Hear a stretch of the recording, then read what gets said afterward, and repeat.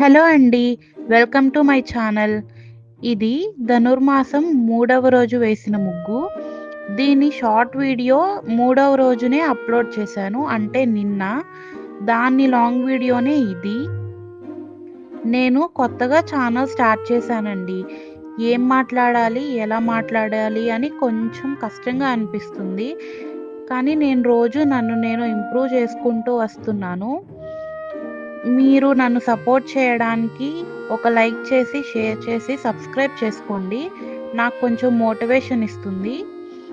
అయితే ఈ గీతల ముగ్గులు మీకు ఇంట్రెస్ట్ ఉందో లేదో కామెంట్‌లో చెప్పండి.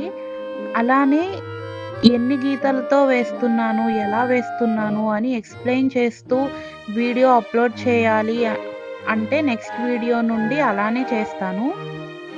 ఈ వీడియోలో మాత్రం నిన్న సగంలో ఆపిన కథను కంప్లీట్ చేస్తానండి. నిన్న చెప్పినట్లు ఏడుస్తున్న ముసలమ్మని చూసిన ఒక వ్యక్తి ఆమెను తీసుకొని రాజు వద్దకు వెళ్తాడు. అక్కడ జరిగినదంతా రాజుగారికి వివరించి ఆ దొంగలను కూడా పిలిపించాలని కోరుతాడు. అలానే ఆ దొంగలను పిలిపిస్తారు. ఆ వ్యక్తి ఆ ముసలమ్మను మళ్ళీ జరిగిందంతా చెప్పమని అడుగుతాడు. ఆవిడ జరిగిందంతా ఇలా చెప్తుంది.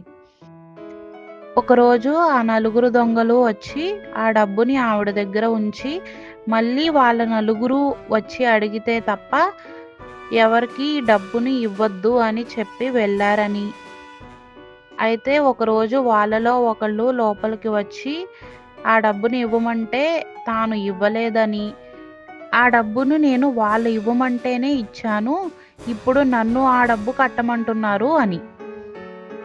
ఇప్పుడు ఆ వ్యక్తి ఆ ముగ్గురు దొంగలను మీరు ఇవ్వమంటేనే ఇచ్చాను అని చెప్తుంది నిజమేనా అని అడుగుతాడు.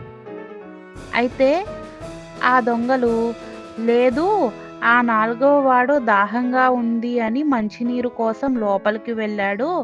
ఆవిడ వచ్చి ఇవ్వమంటారా అని అడిగితే మంచినీరు అనుకుని ఇవ్వమని సైగ చేశాము.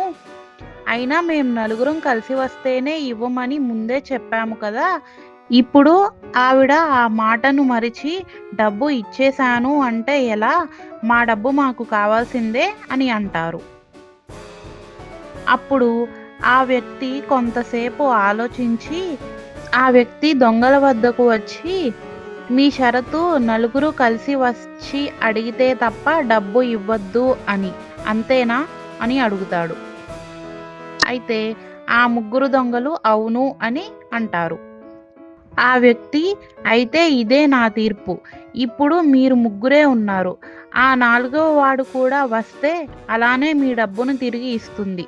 అప్పటి వరకు ఆవిడ ఇవ్వదు అని అంటాడు. అది విన్న ఆ దొంగలు తెల్లబోయారు.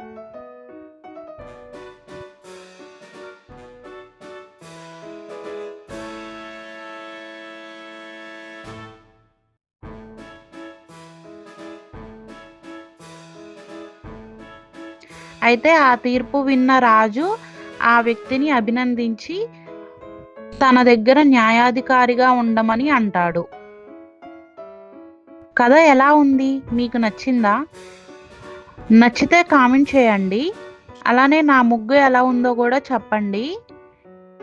ముగ్గు నచ్చితే లైక్ చేసి, షేర్ చేసి నా ఛానల్‌కి సబ్స్క్రైబ్ చేయండి. నాకు చాలా హెల్ప్ అవుతుంది. ఇంకా మంచి వీడియోస్ పెట్టడానికి మోటివేషన్‌గా. అంతేనండి ఈ వీడియో. మళ్ళీ నెక్స్ట్ వీడియోలో కలుద్దాం. బాయ్.